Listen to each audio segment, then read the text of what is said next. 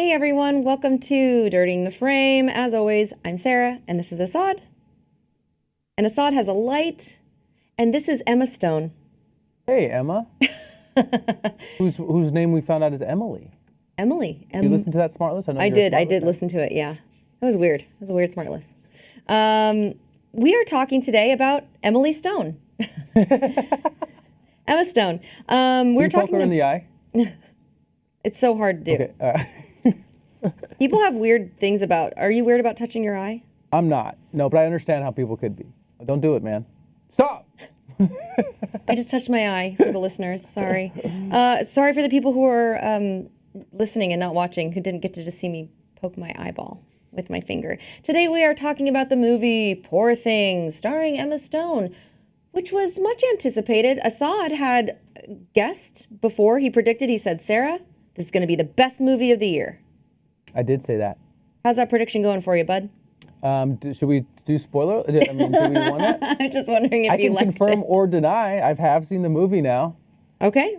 I also had said at one point, well, you know what? Let me save it. Let me save it. Yeah, let's save it. Okay. Yeah. I'm for being what? very We don't cryptic. know. Be very cryptic. What are we saving it for? We don't know, but maybe we'll find out. I saw this movie we saw this movie at the Grove, right? The Grove? I think so. That's where most of my movies have been lately. Honestly, yeah. I gotta tell you, Alamo is crap in the bed. Really, just all of these movies are premiering at AMC's, and Alamo's not getting them to the week after. To our Los Angeles listeners, me and Sarah have been in LA so long, we get to see this happen all the time. A new thing will pop up. It'll be great. It'll embrace us. It'll treat us well. We commit to it, then it changes. That's a little lesson about not loving anyone. People, guard yourselves, because people will change. We were in LA when Uber started. It used to be $3 to catch an Uber. So cheap. We were in LA when you could bird on Santa Monica Boulevard. You could go right down to the beach if you wanted to. Took the birds right away out of Santa Monica. They took them. Can't do anything. Took them from us. If you're in Los Angeles, we were at Smorgasburg on Sundays in downtown Los Angeles when there were only 3 pop-up places to serve you food. Now that place is commercial. They'll barely let you in. Am I going on a tangent? I'm not sure if this is curmudgeon corner or white women problems. Damn, am I having a white woman problem? You're having white women problems right now. Oh my God, I do feel like Rosé would fix this. Do you? And it does. It always does. Rosé and a nice PSL from Starbucks. Oh wait, we're into the peppermint mocha era of the year, December. That was nice, man. I feel white women problem. I'm sorry for making fun of you all the time. Do you feel like you should put on a crop top and like some heels and go to Lululemon? No, I do want to see a manager though. I do want to speak to your manager. Guys, I don't know if I've told this story on the podcast, and we're not saying guys, we're saying team. Thank you. Friends, team. Mm-hmm. I went to Lululemon one time. I probably did tell this story on the podcast, to return some leggings that had started pilling. Just in case you were in doubt that Sarah was white. And I, thank you for that. Super helpful. I returned these leggings and I said, oh, they're pilling on the inside of the thigh. And this skinny little bitch said to me, oh yeah, that'll happen when your thighs rub together. Who amongst us, other than this lovely thin young woman, thighs don't rub together when they walk? Sorry, we have not said one thing about this film yet, and I do apologize, but that was I mean, this was at least 10 years ago, and I'm still mad about it. Still mad about it. But it did inspire Sarah to write her short film, The Hills Have Thighs. It's a scary movie about... Go ahead. That's good. That was good. He's a wordsmith. He's a wordsmith. So this movie, Logline, Godwin Baxter happens upon a pregnant woman who has flung herself off of a bridge. The woman died, but he saved the baby and implanted the baby's brain into the mother's head. And yes, she's not joking. This is the premise of this film. Willem Dafoe plays Godwin Baxter. Mm-hmm. Emma Stone plays the young woman. And Bella Baxter, his daughter. So he explains this very early on in the film, and we basically are watching a child grow up, but she looks like a woman. Yes. And I know if you haven't seen Poor Things or plan to see it, I know how that sounds, that log line. But once you're in the bedding of the film and you see how it's shot and you see the green screen and the effects that are used, you're like, oh yeah, that's very possible in this world. It doesn't seem that odd. Yeah. What was your one woman, what was your one woman show? What was your one word summary of this movie? And we're going to say it at the same time, even though we never hear each other. Ready? 1, 2, 3. Stunning. Complicated. Oh, stunning is good. I heard complicated. Hey, Yeah, I we heard did a good stunning. job. Okay, all right, we're getting there. We did a good job. I just need to talk a little quieter. Why stunning? I think it was stunning because it was visually very pretty. I really liked the costumes. I really liked the world that they built, and it was really pretty. I didn't know what I was looking at a lot of the time. You know, like how was it physically made? Yeah, it's a great point. I should have that's what we always say on this pod. We should have researched how it was made, but it looked like a lot of green screen, and then they shot some stuff on location that looked really cool. But a lot of this is fisheye lens, using some weird angles to film. If you guys have seen The Favorite, Yorgos Lanthimos' other film that probably started the inception of this movie, because Emma Stone was in that as well. That's a fantastic film. You'll recognize the style of filmmaking and the shots they choose, because I think Yorgos is really, really talented director. Yeah, I agree, and I loved The Favorite. Yeah, it's really good. I loved The Favorite, and I thought it was really beautiful to look at. This movie, however, I will just say it was not for me. That's what the people that tune into the DTF pod come for Sarah to just say it wasn't for her. Listen, this was my first thoughts. After I walked out of the theater, I was like, hey, you hear that? That's the sound of Margot Robbie losing her Oscar to Emma Stone. Oh, he did say that. That's true. And he did say that. Folks, I know Sarah is going to tell you how she has some complicated feelings about this film. Make no mistake, Emma Stone is cooking with gas in this film. And it's time that we maybe acknowledge her as one of the best actors we have. I don't know if you watched The Curse on Showtime, but she's having a moment right now where it's like, it's tough for me to name a lot of actors that are better than her and choosing very fucking courageous roles to play. Are you watching The Curse? Is it any good? I am. Yeah, I watched the first 2 episodes. I watch everything Nathan Fielder. I think he's brilliant. Yeah, I know you liked his show on HBO. Yeah. That's so cool. Don't get me wrong. Emma Stone, the first thing I said, I was like, this is weird. I already don't like it. Emma Stone nailed it. Like, we're watching this grown woman essentially have to portray a child in the different stages of a child's life. And as someone who, I don't know, I think I spent a fair amount of time, and you would have as well because you have so many siblings, but I spent a lot of time around children growing up. Just my cousins and stuff, I babysat them and hung out with them a lot when they were younger. And man, does the little nuances of how a child acts. And I just realized after listening to her Smartless interview that she has a child herself. So that was probably a little bit easier to do your homework when you can just watch your kid at home. But she does the stages, right? Because she grows not at a normal pace, because she stays pretty much the same age physically throughout the entire film. Yeah. I would say maybe it spans a year or a couple of years. And she just does an excellent job of those little nuances of the childlike wonder, and someone will come in and say, "Hi, nice to meet you," and she punches them in the face. Sometimes a kid does stuff like that, and obviously it was written, but her facial features and the way that she acted it was really one of the only things that I liked about this movie. That's a bummer. Well, it's good that she had such great performances. Yeah. Bummer you didn't really like this film, and it's kind of similar to how when we were talking about Hunger Games, we really appreciated Jennifer Lawrence when we saw the new Hunger Games. It's like, oh, geez. Yeah, it kind of really, once you have a 1-to-1. Yes. And spoiler alert, there is another person at the end of this film that plays similar, going through similar what Emma Stone is in. It's Margaret Qualley, who's a phenomenal actor. I really like her. She was so good in, was it called Maid? Yeah, I watched that and really loved that performance. You kind of hit me too. I never watched the whole show, but you. Yeah. She's doing the same thing that Emma Stone is. She's having to learn again as a baby, and it's a dramatic difference in performance. And it really makes you appreciate what Emma Stone is doing with that character, because they shot it out of order too. So oh really? Well, yeah, they shot the beginning and end. So she had to kind of and she had to progress as a human, but do it out of order when she was filming it. I don't know why I said really. Like they shoot everything out of order, unless it's a specific director that really shoots everything in order, and that's tough.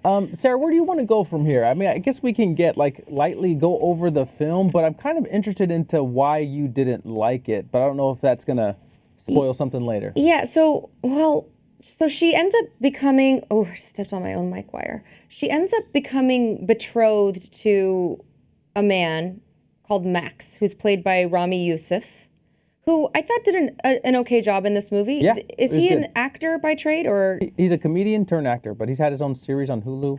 He's good. Oh, right. Okay, Yeah. yes. And that show was really well received. Yes. And Yeah. critically acclaimed.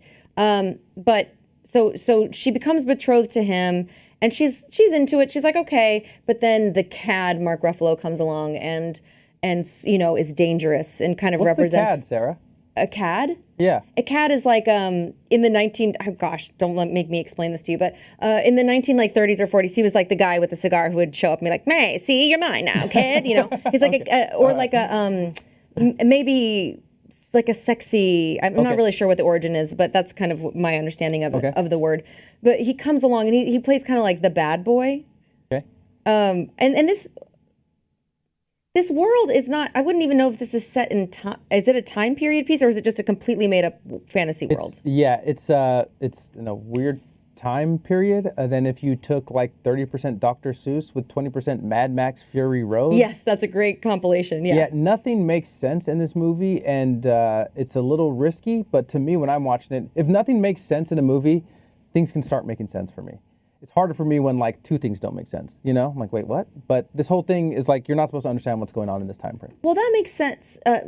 Sorry, your what you said just made sense because you didn't quite love Saltburn, and it feels like that might be why. No, there was a couple. someone fucked a pile of dirt in Saltburn. That's why I liked it. So maybe we weren't watching the same movie. I haven't looked at dirt the same since. No, but that's kind of like what it's bringing your point home of saying you liked, it was okay until there was just a couple things that didn't make sense, and you're like, all right, this is just poorly thought out. Whereas if it's well thought out and none of it makes sense, you're fine with that. Yeah, they really just Yorgos really went for this. There's nothing conservative about this film. It's a big idea. It's big in the way they filmed it, the angles they chose to use, the lenses they chose to use. It's big in the casting. Mark Ruffalo is as big as it gets. He's chewing up the scenery everywhere in this film. Yeah. They really went for everything in this film. And having said that, this story's Barbie. It's an A24 version of Barbie. Yeah, totally. And not as like visually, I guess it's visually stunning in a different way, but not as fun. So I did like how they had Mark Ruffalo come and basically portray the bad boy, right? Every parent's worst nightmare is their teenage daughter being taken away by the bad boy, and that's kind of like always the trope, right? She always falls for the guy who drives a motorcycle or whatever, treats her a little bad, and that's what she ends up doing. Rami plays a really thoughtful, sweet student of, I believe, of her father, God, her father, Goddard or Godford or whatever. But she decides to go with someone who's a little dangerous instead. And she says, I'll come back, but I feel like I need to go and explore the world a little bit. So she goes off with Mark Ruffalo, and then he ends up becoming jealous because of the attention that she's getting from other men. And they get kicked off of this cruise, and they lose all their money, and she ends up having to go become a prostitute. Nailed it. That got kind of dark quick. And then but she's like happy to do it. It wasn't like forced into prostitution by this man. She was like, oh, well, we need money, and I'm gonna go do that, and I like sex, and okay, great. And then we just watch her have sex for the rest of the movie, and that's where you lost me. I was like, what are we doing? Why are we? Each other. Yeah, like, I don't mind. Asaad pointed out he thinks I'm a bit of a prude, which could be correct, but I think if it suits the story, great. And I liked it a little, but is that a woman's whole existence, is just discovering her sexuality? I guess maybe at some point in her life it is. I don't know. This pod's a little tough. It gets tough sometimes because you're a female and you identify as a female, I identify as a man, And so my perspective on these type of movies always mean a lot less, just because it's like a male purview and I'm being showed a woman's experience. So if you don't need to be told, but take Sarah's words more than mine. I had a different experience, as I should. I thought it was about a woman's liberation through finding herself like in sex. I think that's exactly what they were going for. Yes. And where Sarah is coming from, I can kind of relate. I thought there were a lot of scenes that did what had been done in the movie already. So it could have been about 30 minutes shorter for me. And plus, when you already like reiterate a point, it makes the first point a little less meaningful. You know, like if you just have one scene to stand on that, it can be stronger. There is a lot of sex in this, but I was thinking the whole time, Sarah, and we should have a serious conversation here. I know we fuck around a lot on this podcast, but as a female, it actually made me think about females that are growing up and that are experiencing adulthood now. Do they ever think about if they should have slept with more people or less? I think so. Because men learn things from sleeping with people about themselves, about other people. And Bella Baxter was learning things every time she had relationships and relations with people. And I thought they were important discoveries.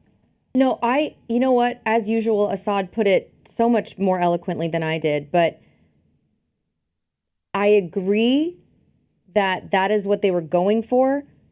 And the fact that they just kept doing it over and over again, I was like, all right, what else? Like, what else is she going to learn? Is this just about her sexual awakening? Or is it, I thought we were watching the story about a young woman becoming a woman and her learning all of these things about the world. But they stayed on the sex part a little too much for me. So let me ask you, you wouldn't want a movie that was just about the sexual awakening of a woman? I don't know. Okay. I just didn't want this movie. Okay. About the sexual awakening of a woman. I did like the fact that they very much made it very clear that every man in this movie wanted something from this woman. They're trying to control her, man. They're all trying to control her. Yeah. Every single one of them wants her for something different. Yeah. They want her to do something different. They want her to be something different. They want her to talk a different way, look a different way, be a different way. And she's like, nah, man, fuck all that shit. I'm just going to be me, which is great. And I love that idea. I can see why Emma Stone signed on to do this movie. But for me, it was clunky and weird on its face. And then why does a man need to write a movie and direct a movie about how a woman's feels? Oh, I love our pod together, Sarah, because we fuck around a lot. But every once in a while we come up on a topic that I'm like, oh, we could pod on this for hours. And you ask a very good question. Why does a man need to make a movie about a woman's sexual journey? And why do you think? I'd like to hear your opinion. I don't know. Do you not like that he did? I just didn't like this movie. I think if it would have been done well and I would have liked it, I wouldn't have said that. You know what I mean? So it's kind of a shitty little cheating way of just saying I didn't care for this film. But, I think we've talked about this before. It was Flowers of the Killer Moon. It's why was it this person's job to tell the story? Now, I don't believe that, only females should make movies about females, because we wouldn't have any movies about females because there's not enough people in the film industry. But yeah, I didn't think it didn't land for me. It didn't resonate with me. Yeah, and you're proving you're not lying because you enjoyed the female story that he made in The Favorite. I loved that movie. You just didn't enjoy this one. Yeah. I thought this was really cool. Every time there's a trend happening, and sometimes I can repeat myself on this pod, so sorry everyone, but every time there's a trend happening, and thank God women are being given more opportunities to star in different roles, make films, produce things, have their own production houses. There could be a trend that develops. Now everyone's like, okay, cool. We finally gave women an opportunity. Now let's do a bunch of trendy women stories that aren't really like deep stories. Mm-hmm. Barbie's necessary. That's a good film and it's necessary. I thought this movie could have been so heavy-handed with the female story, but it was nuanced. And from the beginning, a man literally created her, right? Tried to make her and his a name's daughter. God. Yeah, and his name is God. And then married her off without her saying. And then she left someone else because he wanted to control her because he fell in love with her. And the beauty of this is Bella Baxter's character is a baby, and they say babies and drunks always tell the truth. And it's funny when kids say it, but when you actually put a baby's brain in an adult's body and they're saying those things, you're like, that means a whole lot. That's a good point. I actually want to marry you, but I'm interested in going off and gallivanting with another man. And that's tough to hear for everybody, and we've gotten too nice and have antiquated ideas about monogamy and relationships, that it's tough to hear. But it's the one thing that's the toughest to hear that everybody can kind of relate to. And she has so many lines like this. Sarah developed a segment in our last pod called Best Words, where we assign the best line of the movie. And definitely this one is, I have to go punch that baby. Yeah. And we've all felt this way about a baby, unfortunately, but I think it's really cool. Yeah, the putting a baby's brain into a woman and reanimating her is a little weird, but the result we get about her being brutally honest about what she feels, and she's not handicapped by what a woman should say, look like, and it's her turn to speak. I think I got a lot of mileage out of it in this movie. And yeah, the bad part of it was it's a little too long and it repeated some messages, but boy, I thought that was a clever use of having to describe what a female goes to at any point in history, goes through. Well, this brings up another point that we just recently talked about on another pod, but how I'm fascinated with women, especially how we're taught to, and maybe it's just me, but how we're taught to be polite over everything else. So this is a cool peek into what it would be like if you weren't taught that, right? Yes. So not that he's not teaching, not that her dad figure isn't teaching her that, but it is interesting to see her, the no filter part, the just saying what you feel rather than thinking, oh, is this kind? Yeah, and it's the kind thing to say. Yes, and yeah, let me interrupt the only woman on the pod. But the fact that she's only saying the things that she genuinely wants all the time. She's not sparing anyone else's feelings. Right. And women have to do that non-stop because of gender roles and what we expect out of women, and Bella Baxter is not confined by that. And this is what you get. You get a person that's liberated sexually, that's going on adventures, seeing new places. She wants to go to France, I think it was, or I forget where it was, and she's breaking hearts. So then she goes and gets married and doesn't get married. And so, it's just like, if we could really understand that this person's only doing what they want for themselves, we'd have a whole lot less judgment. And it reshaped a woman's plight for me, which is easy for a man because men are never even forced to think about women. You're probably like, yeah, Asaad, I knew this shit already when I was 15. Oh, sorry, my timer just went off. I'm supposed to ask you if you want lunch.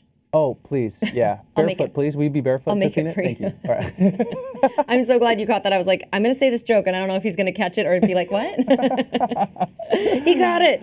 Oh, he's a smart man. A woman never would have got that joke. Let me wrap this up. Well, just the story up so our listeners know where we're at. Okay. After Bella goes with Mark Ruffalo, she leaves him after she finds out he's like a gambling addict, loses all of his money, returns to Rami, and returns to marry him. And then the person that originally was married to her before she committed suicide comes and claims her. He's another terrible man that wants to shoot her if she leaves. And then she finds her way back to Rami again and God before he passes away. And now she's back at home where she started, married to this man that loves her, with a group of friends. And you're just supposed to sit there at the end of this movie being like, oh, that's what happens to this liberated woman. That's it. Yeah, and she takes up doing her father's work after he passes. Yeah. So she ends up kind of being happy running her father's, I don't know, Frankenstein business. Yeah. Booming. It's booming. Yeah. So this is kind of a Frankenstein movie. She's Frankenstein of a person to some extent, and then there's several pets, and then so there's one that's like a half Frenchie, half duck pet, some weird kind of monster that he's glued together. And then, as Asaad brought up earlier, Margaret Qualley, they made God and Rami made Margaret Qualley while Bella was off finding herself and traveling the world. And when Bella comes back, she's like, who's this bitch? Yeah. And they're like, well, we missed you. Yeah. What did you think of that? What did that mean? That stuck with me for some reason. And I was like, so they tried to replace her? Is that what they're trying to say? Yeah, I just thought it was very distinctly male. It's like cool. The way, and not to just shit on men, but it's the way we're raised. It's like, oh, we lost one. Can't we just replace it? It's like That's when a you good lose point. a dog. Yeah. Not to compare women. That sounded bad, but like. No, That men can get so simple and not dig the extra layer of their emotions that they're just like, if something's gone, can't you just replace it? Yeah. It's like it that's a great doesn't point. work like that. Okay. And yeah. That's so cool because it did stick with me. And because when she meets Margaret Qualley, she's like, what the hell? She doesn't feel super great about it. And I was wondering what that line meant because it stuck with me for some reason. So it must have meant something. And that's a really interesting way of putting it. So they're basically lost this person that they loved. So they just decided to go out and find another woman to replace her to try to make themselves feel better. Exactly. But it wasn't her. No.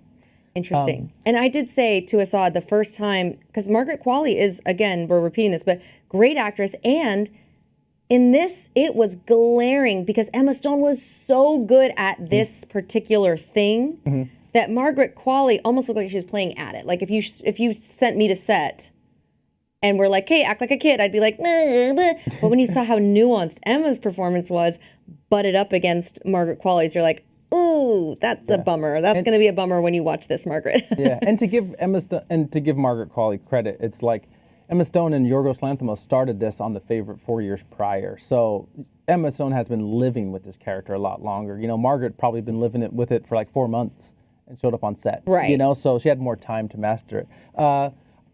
Sarah, what is your thorn, or what do we call it? Jesus. My rose and thorn. Yes. So my rose, other than Emma Stone's noteworthy performance, like we've talked about here, and as Asaad so lovingly pointed out, I'm now an Emma Stone fan, even though I always have been. Lies. Other than her performance, there is a specific scene that I thought was really beautiful to look at, cool acting, cool costumes, and it's after she comes home and she's walking with Rami Malek through a forest. And it was just really stunning visually. I thought it was really, really beautiful. And the weirdness of the world really worked for me in that scene. There was light dappling through the trees, you know, and they were just having a conversation. And he was actually asking her, what have you been doing? How do you feel? Like, what do you think of this life? And I really liked that scene. That was my rose. What was yours? I'm getting cliche, man. I'm starting to love the cliche as I'm an older man now. Typical. I just thought Emma Stone, I thought this was a defining performance for her. And it's so rare that actors get that, let alone female actors, but she's been on such a heater that it was a really, you know, La La Land's probably like, I'm here, and performance, and Poor Things is like, oh, I might be on a trajectory to be one of the best actors of this generation. I just thought that performance was really, really phenomenal. Yeah, I agree. And she, even in that interview we were just talking about on Smartlist, she sounded like she was, I don't want to put word into her mouth, but it sounded like she was bummed that she won the Oscar for La La Land, not for something better. I feel you. I accidentally already stepped on my thorn. It's Margaret Qualley's character. I didn't think it worked. I'm with you. Is that your thorn too? No, man. Gosh, guys. Team. Can't say guys. Friends. It's always tough. Let me tell you rule number 847,028 why it's tough being a black person. Because when a black person gets an opportunity in a movie, you're really happy for them. There's not a lot of black people in this movie. And Gerard Carmichael got an opportunity in this movie. And as a black person with a tiny platform, I can't say he was bad in it, because I feel bad because he's one of the only black people in it. So I will just have a white person say it for me. I actually was going to say he was my thorn. He was so bad in this movie, you guys. But I couldn't do it. I was like, I can't take the one black person in this movie and have that be my thorn. So I didn't. Aren't you proud of me? You taught me well. Yeah. I literally, that was my thorn. He was so bad. It was bad. It was pretty glaring. When he's talented, he's so talented. But maybe not in acting, but he's talented as fuck, you know? I don't know. He had his own show. I don't know. He stuck out like a sore thumb. I will say that for sure. Yeah. Double feature this with The Favorite, so you can watch a good movie and then take a nap. So you wouldn't double feature? You just would never watch it. Would you revisit this show again? Fuck no. No? God, why? Not at all. No. Huh? This is an easy answer, but it's Barbie. This is like loved that one. The polar opposite of Barbie, you know? It has some of the same like female liberation and trying to overthrow the patriarchy. They do it in really different ways because Barbie wasn't banging different Kens all the time. But should have been. But it's cool. You know how you have like the really high achieving family member brother in school, and then you have like the weird guy that just listens to like death metal upstairs as his little brother. Yes. This is that movie. They're both from the same family, but he's just like heavy on the eyeliner. I would say Barbie. It's so funny. Everyone's really comparing these two, and I guess Barbie was in summer, but I felt like that was like the beginning because that was the beginning of our podcast. So that was the beginning of my movie year, was seeing Barbie, and then this is kind of the end. So it's interesting that people are comparing them. But at the end of the day, I just thought this movie was a little too weird for me. And I think that's it. I think it was just a little too weird for me. Okay, I had an English teacher that said... You did? I did, yeah. Yeah, English is my second language. I had an English teacher that said you can't use the word weird. It's not a good enough word. It can mean too many things. So I'm not letting you off the hook, even if it's your podcast. I can't let you use the word weird. What was it? It wasn't too weird for you. It was what? I'm looking up weird synonyms. No, Uncanny. that's not eerie, what I wanted you to do. I wanted you to think what was the real emotion that it gave you. I don't know. I just didn't care for it. Okay. All right. Sorry. That's really I know that's blah. It was I liked her performance. I thought the world was pretty. Oh, another rose of mine was the costumes in this movie. So I think cool. they'll win. I think they'll win the Oscar for costumes. They should. I don't know what they're, maybe Wonka, I haven't seen yet, but maybe they'll be up against that. But the costumes in this were really, really cool. I loved The Favorite. So by all intents and purposes, I should have liked this movie. Maybe what I'm trying to say when I say it was weird is that maybe it just, this is always my excuse, maybe it just went over my head, but I don't think it went over my head. I got it. I just didn't care for the story. Completely. That's why you have your pod, kiddo. It's We wanna supposed hear to your be opinion. weird. We Like wanna the hear your movie is opinion. supposed to be weird. They tried to make it weird. It just didn't feel genuinely weird. It felt forcefully weird. Okay. Like yeah. they were like, I know, we're going to make a weird movie instead of just being like, you know, it organically coming together that way. I feel you. And I should make a disclaimer. Thank you for sharing, Sarah. I should make a disclaimer that there is going to be a lot of comparisons to Barbie to this, but it's only because we have such few stories about female liberation. You know, it's just starting to happen. So of course they're going to compare the two. It's like comparing like Get Out and Black Panther. You know, it's like oh, it's a black movie. So Yeah. they're similar, but yeah, still some similar ideas, and I hope it makes some waves that more movies like this get made. You're making me feel like a bad woman for not liking this movie, but I'm not going to let you make me feel that way. Imagine me. I didn't really like Black Panther or Get Out. I had to hide that. I can't believe you just said that on the podcast. I'll edit it out. Will you? Or No. will I? What did you get there early enough for trailer trash? Yes. Okay. Did No. I skip some segments?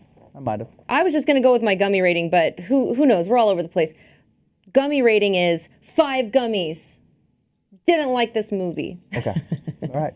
5 gummies. I'm very fascinated to see if our swimmers have liked this movie or seen this movie. It's just a weird one. Yes, I got trailer trash though. And we could talk about a movie I am excited to see, which Please. is All of Us Strangers. Ooh, okay. Oh, Adam Scott and Paul Mescal. I think I pronounce his wrong, like his last name wrong. Is it Paul Mescal or is it Mezcal?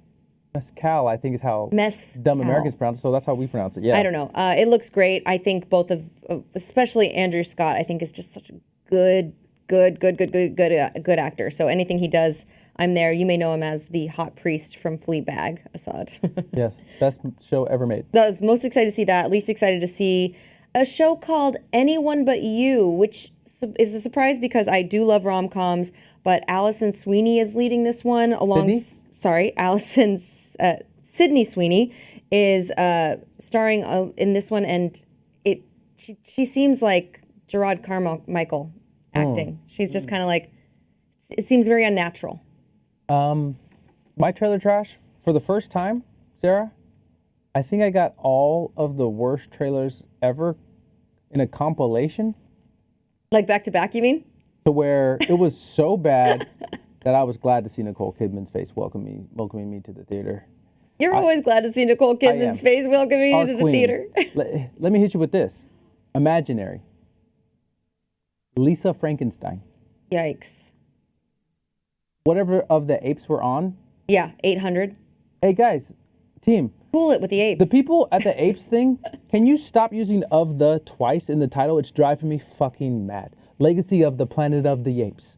Legacy of the Embassy Planet of of the the Apes Planet of the of the Planet of Apes. the Apes of the The Apes. Journey of the Planet of the Apes. It's like, how long do we need this title? And then to round it out, Oh no, these are bad. the last one by Blumhouse is about a middle-class white family, get this, who has a pool in their backyard, and the pool is haunted.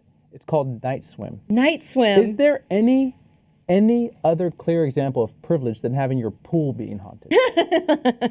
It's like there was a murder in the gazebo. Hey, that's the next Murder on the Orient Express train. Murder in the gazebo. After tea. I think our Oh, guest man. house is haunted. Oh my gosh. What are we going to do? Our in-law suite. Oh no, that's too funny. Yeah, those are bad ones. We haven't talked about Lisa Frankenstein on this pod yet. Yoy. What's going on Yikes. there? What's going on Zoinks. there? Yeah. They're and you know what disturbs me the most is that the trailer I think is really, really well cut. Oh. Which makes me really worry for this film because if the trailer Yeah. is well cut, as I suspect, like it's doing all the things, it's got the punchy music Yeah. and the like funny cuts. You know what else is really well cut? Show us your biceps, Sarah. Dang. How did I hella know you were well going to cut. say that? Okay. Usually it's my back. He thinks my back is jacked. I got a jacked back. Emma's not impressed by my jacked back. Look at her. She's not impressed. I'm so glad. So what would you give this film? Because you were so excited to see it, and I don't think you disliked it as much as I did. So Yeah. what is your gummy rating? I know you don't do gummies like that, but if you were to, what would your gummy rating be for this film? Maybe 2.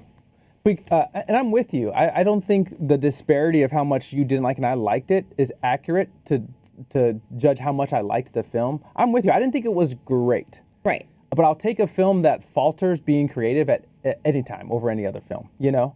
I like big swings. I like trying to do things different visually, storytelling. So a lot of the things didn't land for me. And I thought the runtime was a little bit like, okay, the show's over already. You know, let's get to it. Didn't think it was great. I think it's a decent movie held up by some really strong performances. How did you feel? So you don't like Mark Ruffalo? That's my problem. I think he's extremely talented. There's just some actors I like seeing on screen, but Mark Ruffalo, I just can't get past Mark Ruffalo in every movie he's in. He's just Mark to me. Well, that wasn't my question, but and maybe you did answer it. What I was going to say is that people are really saying he did a great performance in this. Mm-hmm. People are really talking about how good of a performance he did in this. I didn't think that it was, and no performance in this stood out to me other than hers, and then I would say right below hers would be Rami's. Because Rami didn't have a ton to do. He just had to play it very sincere, Yeah. and he did that very well.